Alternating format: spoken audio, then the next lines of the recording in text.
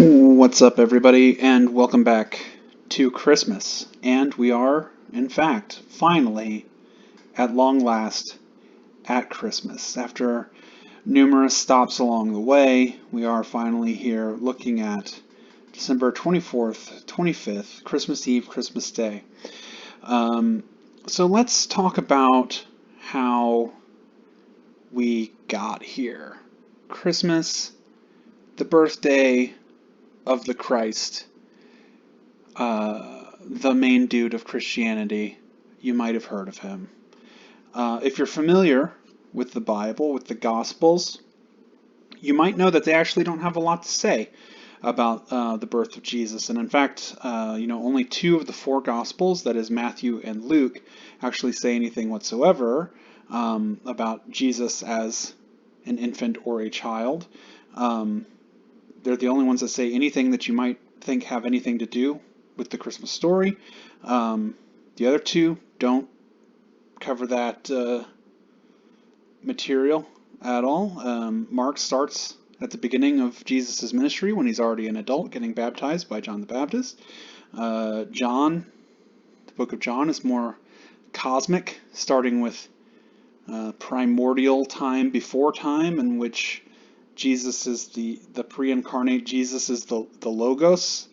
But Matthew gives us the story of Jesus meeting the three wise men, the Magi, and King Herod and the massacre of the innocents and all of that. And then Luke gives us that familiar nativity story with the inn and the shepherds and the manger and all that, like you see in this picture, or that you might imagine Linus Van Pelt reciting to you annually. But even between those two accounts, there's no mention of when Jesus might have been born, when his birthday might have been, except for the passing reference to shepherds watching their flocks by night, which some modern people have interpreted to mean that the action of this story was probably taking place in the spring and not midwinter. Why doesn't the Bible tell us more about the details of Jesus' birth? Well, part of the reason that information wasn't included in the Gospels is that in the earliest days of the church, Christians didn't care about when Jesus was born. Birthdays in general were not important, partly that had to do with high infant mortality rates, but also, Christians did not like the idea of birthdays, especially a birthday for a god, because pagans celebrated the birthdays of emperors, their divine emperors. Some gods, their birthdays were celebrated as well. Christians didn't want any of that business. So to them, the important date in Jesus' life was Easter, the day when he died. And if you've been paying attention, you've probably caught on that saints' days are the days that they die, usually, not their birthdays. And in fact, the 2nd century theologian Origen said on the topic, not one from all the saints is found to have celebrated a festive day or a great feast day on the day of his birth. No one is found to have had joy on the day of the birth of his son or daughter. Only sinners rejoice over this kind of birthday. To them, birthday was the day that you died and were reborn, especially if you were a martyr, particularly martyrs. And so Easter was the important day, not Christmas. They didn't feel like that was important. Things like Jesus' birthday wasn't that important if he was coming back to earth soon, which they believed. Early church thought Jesus was coming back within a generation. Hasn't happened so far, but we'll see. Anyway, this tune changed somewhat in the 4th century when Constantine, the so-called Great, as they say, when he issued the Edict of Milan, which made Christianity legal within the Roman Empire. So in about 300 years, the Christian church had swelled from about 500,000 people at the end of the 1st century to about 10 million people by the 4th century. And, events like Constantine's ecumenical council, the Council of Nicaea in 325, helped to establish Christianity as a major player on the world stage, with the emperor himself overseeing that, them trying to resolve conflicts, come up with a universal statement of faith, those kind of things, right? And so the first reference to a feast of the Nativity comes not too much later, on a calendar of the Catholic Church from 353. So less than 2 decades after the Nicene Council, and in fact some portions of that calendar may date as early as 336. So we're talking barely, a decade after Nicaea. And so this calendar lists the day of Christ's birth as December 25th, though we don't know exactly how this date was chosen. However, the leading theory that you've probably heard people say, is that the church intentionally chose December 25th in an attempt to co-opt pre-existing pagan midwinter holidays, most prominently Saturnalia, and the Dies Natalis Solis Invicti, which means the birthday of the unconquered sun. Saturnalia, seen pictured here, was a Roman harvest festival that began on December 17th, and at various points in history lasted between 3 and 7 days, depending on who the emperor was and how long they wanted to party in December. It was supposed to be a reflection of mankind's golden age, which was ruled over by the Roman god Saturn, Jupiter's dad. I was going to say Zeus's dad, but in Roman. Jupiter's dad, who was a harvest god. And so Saturnalia was supposed to be that kind of golden age. And so people would take time off work, they would visit with friends and family, they would exchange gifts, usually small gifts, and they would celebrate with things like bonfires, greeneries, lamps, candles, lights. Common practices included overeating, drunkenness, and normally forbidden practices like gambling and playing dice were permitted and even encouraged at this time, even among slaves who normally would have been beaten or worse for such things. And the whole period was kind of a topsy-turvy time where slave becomes master, master becomes slave, where like the master actually serves the slaves at dinner and that kind of stuff. But this temporary period of egalitarianism really only actually served to reinforce hierarchical social norms, but that is a topic for a video on a different channel. I'm sure someone has made a video about that. So anyway, that's Saturnalia.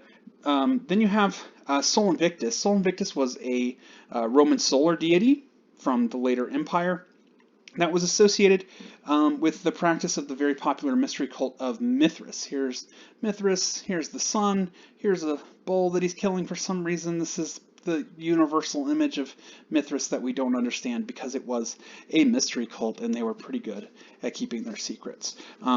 The sun's birthday being December 25th presumably has to do with that date's proximity to the winter solstice. The idea is that after days getting shorter and shorter, they begin getting longer again, proving the sun is indeed unconquered yet again. Undefeated so far. Good job, the sun. Anyway, it's generally believed that the date of the Nativity was fixed at December 25th in an attempt to spread Christianity with a cool, fun thing that they borrowed from other religions, or to compete with rival celebrations like Saturnalia, or to Christianize popular pagan festivals in order to limit how buck wild they could get, or a combination of all three.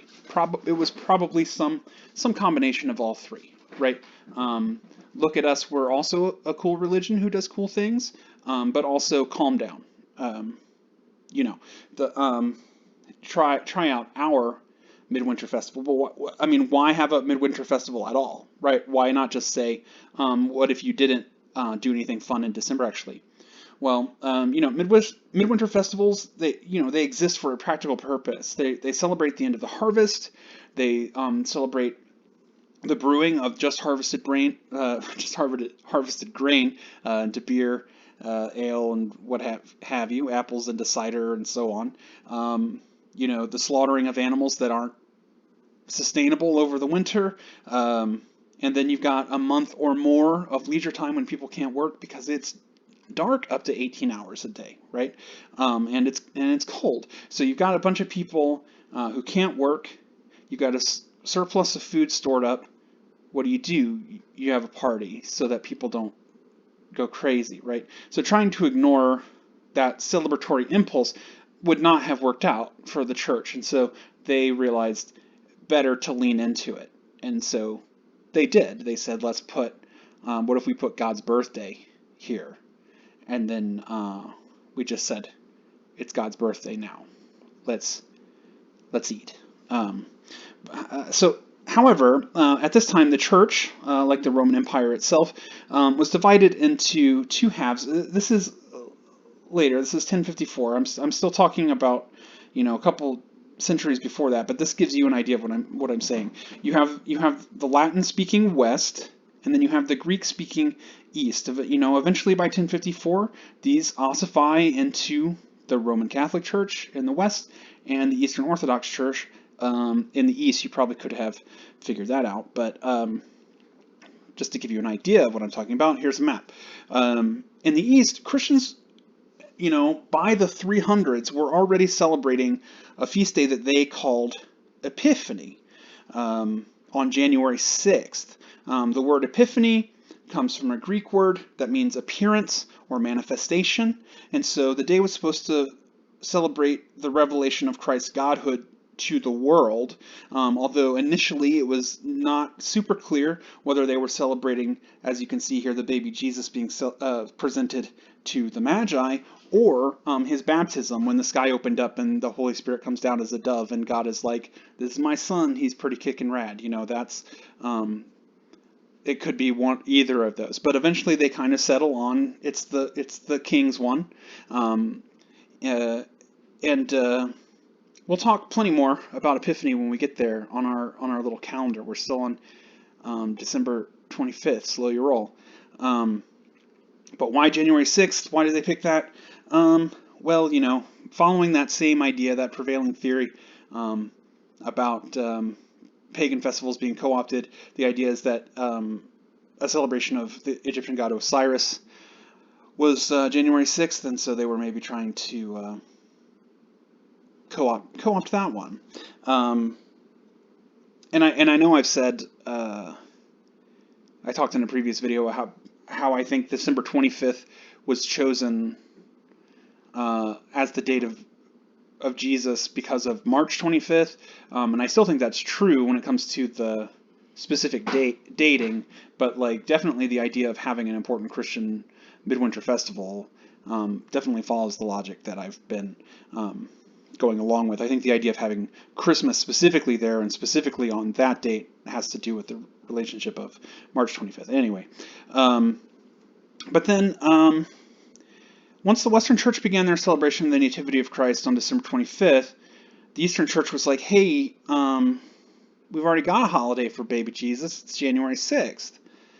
And they eventually compromise, and both sides say, I'll celebrate yours if you celebrate mine, and that's what they did. So Christmas became December 25th, Epiphany is January 6th. There is some tomfoolery about that regarding the fact that the Orthodox Church uses the Julian calendar, but don't worry about that. I mean, you can goog that if you want to, but at this time, everyone's still on the Julian calendar, so the days are the same. But anyway, the compromise, the Christmas Epiphany compromise is strengthened even more at the Council of Tours in 567, which said that the days from December 25th to January 6th, those are the 12 days of Christmas you might have heard about, with the various birds and dancing men. Actually, in the Eastern Church, the first day of Christmas is the 26th, and then Epiphany is the last day. But in the Western Church, it's December 25th to January 5th. Epiphany Eve is 12th night. That's what that Shakespeare play is named after. It's 12th night, the night before Epiphany. Anyway, at that same council, they declared that a period of spiritual preparation for Christmas, known as Advent, was a thing that should happen. And so in the Western Church, Advent begins on the Sunday closest to November 30th. In 2020, I believe it will be November 29th. I'll confirm that in a moment. But in the Eastern Church, Advent begins on November 15th. And then eventually, however, the start of Advent in some places is on St. Martin's Day, Martinmas, which was the very first thing we talked about. He comes in on a white horse. He's the Christmas kickoff. And so that means what has happened is a church that thought it was pagan nonsense to celebrate Jesus' birth at all in the 2nd century, now in the 6th century, is dedicating over 50 days to the celebration of Christmas. Please do not talk to me about how Christmas creep is a modern phenomenon. Please put that in your pocket and zip up your pocket and then throw your pants in the fire, because you're incorrect. All right. The importance of the season of Advent. Hey, there we go. First week of Advent, 29th. So the importance of the season of Advent, that is having a long preparatory period full of various saints' days, like St. Martin's Day, St. Catherine's Day, St. Andrew's Day, and so on, like you can see on this and the other calendar. Why is this important? Well, it's because winter doesn't happen simultaneously across the planet, or even the northern hemisphere, or even just in Europe. So if what you're trying to do is supplant pagan midwinter festivals, those festivals are going to be at different times depending on when midwinter is in those areas, right? So in northern countries, for example, it gets dark sooner, and so midwinter festivals like Yule begin earlier. And so as a result, if the church wants to make these festivals Christ-centric, they have to find a saint whose day is at an appropriate time, which might be, for example, St. Martin, or St. Lucy, as it is in Scandinavia, we talked about her, or Andrew, or, yeah, Nicholas, St. Nicholas. So even though, in a previous video, we went through all of those legends about St. Nicholas giving gifts, being kind to children, and all that stuff, the literal reason why St. Nicholas is the wintertime gift bringer literally might just be because he died in early December. And that's when it gets dark. And that literally might be the reason why. And all the legends were then subsequently composed to justify that. Anyway, as Christianity spreads throughout Europe, the British Isles were one of the first areas outside of the Roman Empire to convert to Christianity. And as a result, they were some of the first people to celebrate Christmas. There were Christians in the British Isles even before Roman missionaries were coming up there. The use of mistletoe as a decorative motif likely began at this time thanks to the practices of the Celtic Druids, who thought that mistletoe had certain magic powers. And then, eventually by the High Middle Ages, British Christmas customs include things like eating boar's heads and mince pies. According to legend, King Arthur celebrated Christmas in 581 after his victory at York. That's probably not true for a number of reasons. Meanwhile, the other midwinter celebration that plays a key role in our modern conception of Christmas is Yule, mentioned just a minute ago, the Nordic festival that contributed elements such as the Yule log, which you might have heard of but may not be as familiar with the original practice of, a log that's supposed to burn for the entire 12 days of Christmas. Now, if you know it, it's probably a TV channel or a streaming video you put on in the background, or maybe it's a cake to you. It's a big Swiss roll. But the original Yule log is a big old log that's supposed to burn all 12 days. And yeah, there it is. But then also the use of evergreens as decorations, garlands and such, as symbols of endurance through the winter months. All of those things became co-opted by Christmas during the period in which Scandinavia was Christianized, which is between the 8th and 12th centuries CE. So yeah, you might say, what does a fir tree have to do with the birth of a boy in Palestine? And the answer is nothing. So now you know. Anyway, so it says Christian missionaries were encountering Germanic tribes who celebrated Yule in early December, that St. Nicholas becomes the predominant gift bringer in those regions. So to this day, these areas, the Netherlands, Belgium, Germany, northeastern France, Poland, Austria, Hungary, Czech Republic, these are the key areas where St. Nicholas is still to this day celebrated. We already talked about how St. Nicholas became the gift bringer after the translation of his relics from Myra to Bari in Italy, and we also talked about French nuns giving gifts to poor kids in the 12th century, so we don't need to talk about that. Instead, let's move on to a different topic, the attempted assassination of St. Nicholas. So, by the period known as the High Middle Ages, which is to say the period between the 10th and 13th centuries, pretty much all of Europe had been Christianized. Everyone at that time would have been part of either the Roman Church in the West or the Greek Church in the East, and then, like I mentioned before, those two churches officially parted ways with each other in the Great Schism of 1054. But nevertheless, the two groups were still largely chill with each other, probably because they were distracted by all the Muslim invasions. That's probably why. However, this chillness ultimately comes to an end in the 16th century when a monk you might have heard of, named Martin Luther, began airing his grievances with the Catholic Church, and that was the beginning of Festivus. The end, everyone. Merry Festivus for the rest of us. Just kidding. Seinfeld ruined Christmas. That's a quick aside. Anyway, so although he did not originally want to break with the church, Luther's various complaints, at least 95, against the church led to an extended period of religious unrest throughout Europe that brought about the wholesale displacement of the Catholic Church in large portions of Europe over the next 2 centuries. This period, you have heard of it, it is called the Protestant Reformation. It reforms the church because of the protests of Martin Luther and dudes like him. You can see on this map the various different churches that Europe was sliced up into. These green parts here remained Catholic, but purple areas follow the teachings of John Calvin. The Lutheran Church is northern Germany here, and then up into the Scandinavian countries. Then you have the Anglicans, that's a whole other kettle of fish, and so on. So the Protestant Reformation has huge consequences both, for the world and Christianity in general, but also Christmas specifically.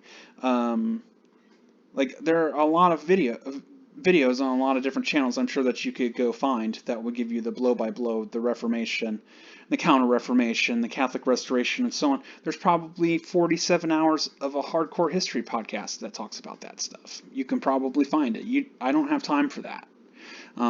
This is a Christmas video, so we're going to focus on that part. Anyway, the most ardent Protestant groups, including the Calvinists and the Puritans, did not like Christmas at all. They did not care for it, generally because they didn't like happiness or celebration in general, but also because they saw no evidence that Jesus was born on December 25th, which, to be fair, is true. But for most Protestants and Puritans especially, the Bible is the only text with any kind of authoritative weight, and tradition is largely meaningless. And so if the Bible doesn't say it, then it's not a thing. And so they don't celebrate Christmas in the Bible. We're not going to do it either.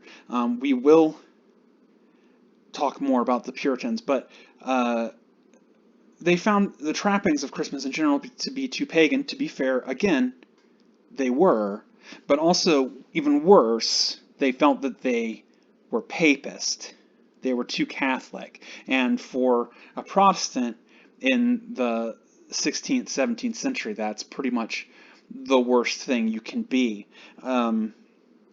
So they thought, Christmas was too pagan, too Catholic, more or less synonyms for them. And so they did not care for it at all. So we'll talk plenty more about the Puritans and what they do to Christmas next time. But for now, we want to talk about the Lutherans. Here's that guy again. The Lutherans took a more moderate approach, which is to say, they felt that Christmas was okay, and you could celebrate Christmas if you if you want, as long as you downplay the drunken, boisterous excesses that were leftovers from Yule and Saturnalia and other midwinter festivals and celebrations. If you play those down and you act in a cool Jesus way, Christmas can be fine, actually. So, the more moderate position.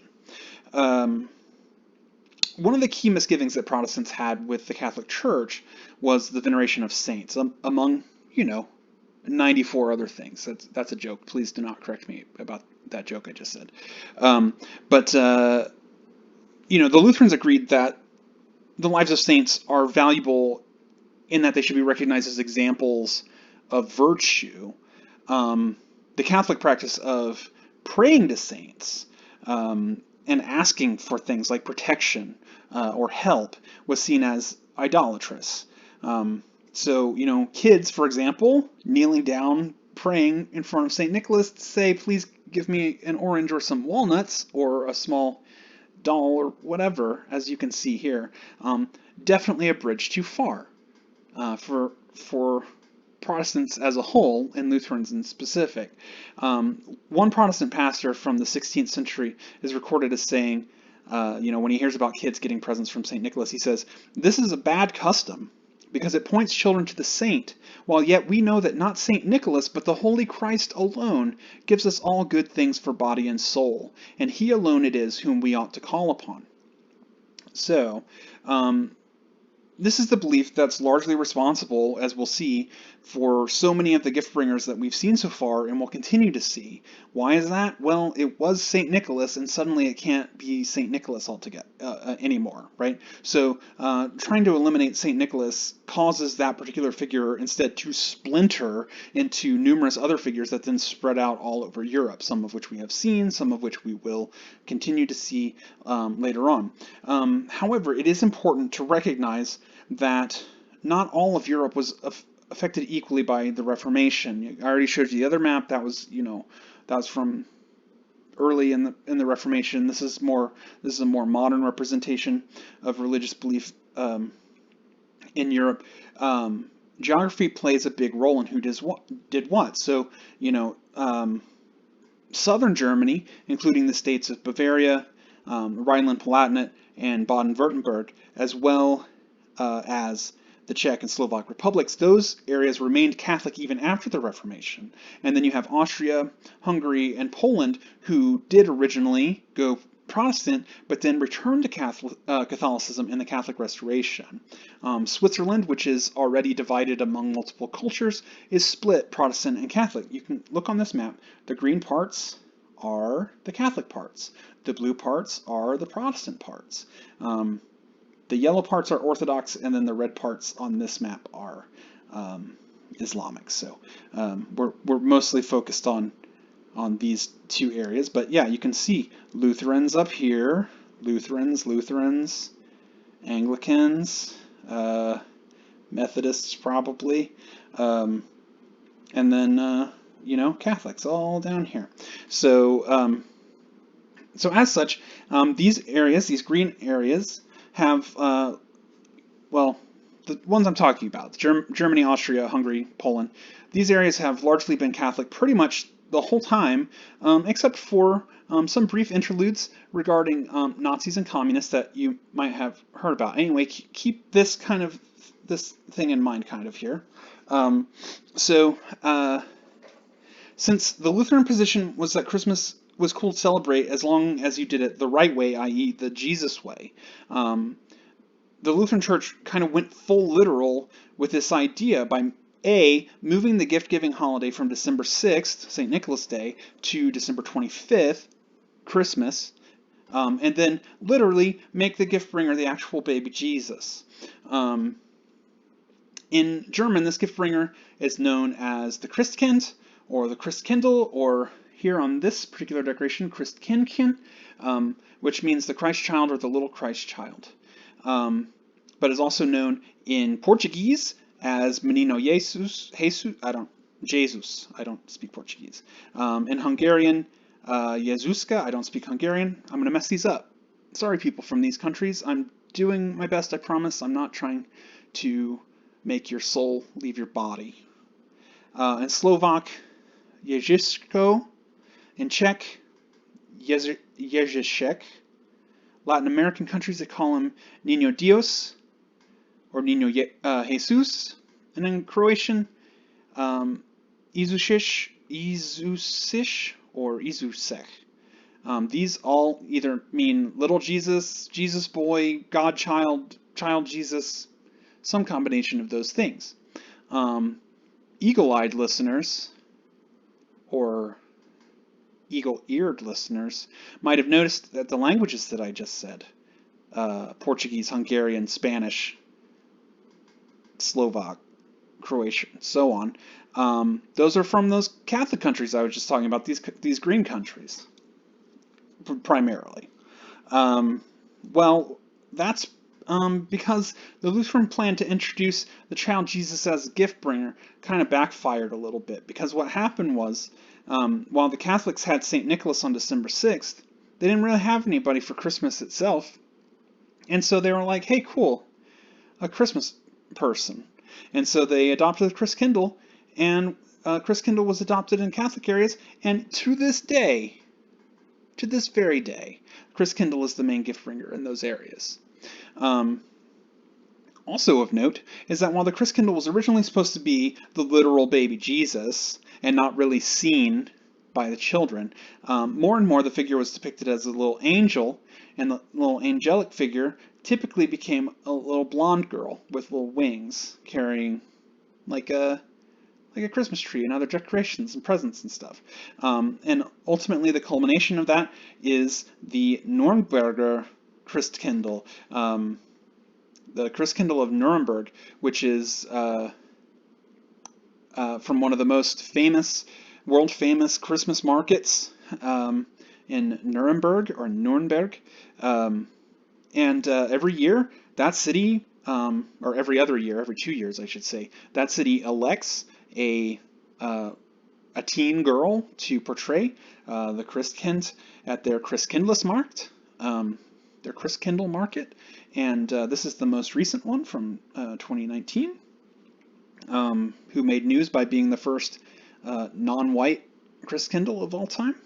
Good for you.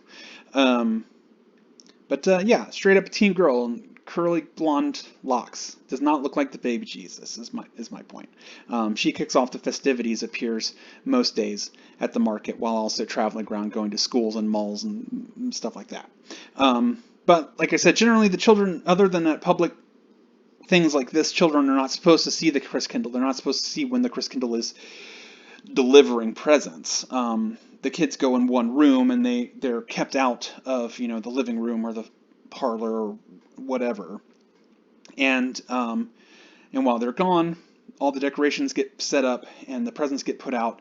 The departure of the Christkind is indicated by the tinkling of a bell, and then the kids all run in and they see the Christmas tree. The Christmas tree doesn't usually go up until Christmas Eve, and then it's up for the 12 days of Christmas and so on. But yeah, the Christkind, like St. Nicholas, often has her own companions, especially in art where she's like a little girl. It looks like they wanted to have a larger adult male figure there to be kind of her bodyguard. Her companions often have some overlap with those of St. Nicholas, because she often travels with Knecht Ruprecht or Père Fouettard, or, as in this image, Hans Trapp, who the evil, cannibalistic Black Knight Scarecrow Man, who all of these children are rightly terrified of. But here, yeah, we get a wingless, but nevertheless still angelic Christkind with her bell and everything here. All right, so if the Protestant North did not accept the Christkind, which got adopted by the Catholic South, what did they do when they were told to stop celebrating St. Nicholas? Well, the answer is they kept celebrating St. Nicholas. They just changed him a little bit, or replaced him with someone strongly Nicholas-esque. These include figures that we've already talked about, including Knecht Ruprecht, Belsnickel, and then secularized versions of St. Nicholas like Sinterklaas and Samichlaus, here's a Knecht Ruprecht. You know, they still tended to be dudes with beards who, you know, come through wintertime with bags of toys and stuff. But there were dozens of other minor, more regional figures with names like Aschenklas, Busklas, Niglo, Ruklas, Nicolo, Nikolai, Klaus, Klos, and yeah, Santa Claus, Shandiklos, Sinaklos, Sintaklos, right? These names are almost entirely variants on the name Nicholas. They didn't try very hard to disguise it, but you get names like Aschenklas, which means ashy Nicholas, and so he would be, you know, covered in soot, or he'd have a little bag of ashes that he would bop you with. These names, Ruklas, this means rough Nicholas, you know, and some of these are just, it's just St. Nicholas, but said weird. So they didn't try that hard, but they got away with it because officially it wasn't St. Nicholas. It was a different guy. Eventually, most of these figures, you know, some of them are more popular than others. Obviously, Belsnickel, we talked about Sami Klaus and so on. But most of these other ones kind of get consolidated into a single pseudo-Nicholas Christmas man, who they call the Weihnachtsmann, which means the Christmas man, who is, you might notice, extremely Santa Claus-esque. We will talk more about that guy a little bit later, probably 2 weeks from now. Yeah, even today, Germany is divided in areas between areas that get presents from the Weihnachtsmann in red here in the north, and then areas that get presents from the Christkind in the kind of golden yellow there in the south. So you can see that divide. Yeah, although, you know, the the Weihnachtsmann, his influence is spreading, which we've seen is common with Santa-alikes. I say that Weihnachtsmann is very much like Santa Claus. Don't say that he is Santa Claus to a German because they want to be like we have our own thing, which is fair. Weihnachtsmann was first we'll talk about that anyway. As a side note, Martin Luther is also credited with the popularization of the Christmas tree as a decorative motif, as either an alternative to or a supplement to a nativity scene. The nativity scene is generally attributed, you know, legendarily, its creation is attributed to Francis of Assisi. But you can see all sorts of like legended up versions of Martin Luther walking through the forest and seeing the stars shining through a Christmas tree and going, oh, aha, I'll bring this inside and put candles on it. That definitely is not how it happened. Probably Christmas trees are in a sense derived from paradise trees, which would have been decorated trees for the Feast of Adam and Eve, which is December 24th, where you would have apples and other such things that eventually get, you know, abstracted into, you know, glass ornaments and things on a tree. But and also there's St. Boniface has a thing with a fir tree. Why a decorated tree that you bring into your home? Why is that a thing? Well, it seems pagan, and it kind of is. But the justification is it's evergreen, so it lives forever like the Christ. It's generally triangular in shape to put you in mind of the Trinity. Its needles and its triangular shape point toward the heaven to remind you of where your intention is supposed to be, and so on. There's reasons. There's theological reasons, and the lights are supposed to represent the stars. You put the Star of Bethlehem at the top, or an angel, or whatever. You get it. You get it. Anyway, another thing Martin Luther did. But yeah. So I mean, you've got Christmas trees in Protestant churches. As early as the late 16th century, including records of a Christmas tree in the Cathedral of Strasbourg in 1539. However, before we go, a final irony regarding Christkindl, the angel that was supposed to kill St. Nicholas, and failed. When German immigrants came to America and brought with them their various Christmas gift bringers, Ruprecht, Belsnickel. We talked about the Pennsylvania Dutch and Belsnickel leading to that office episode.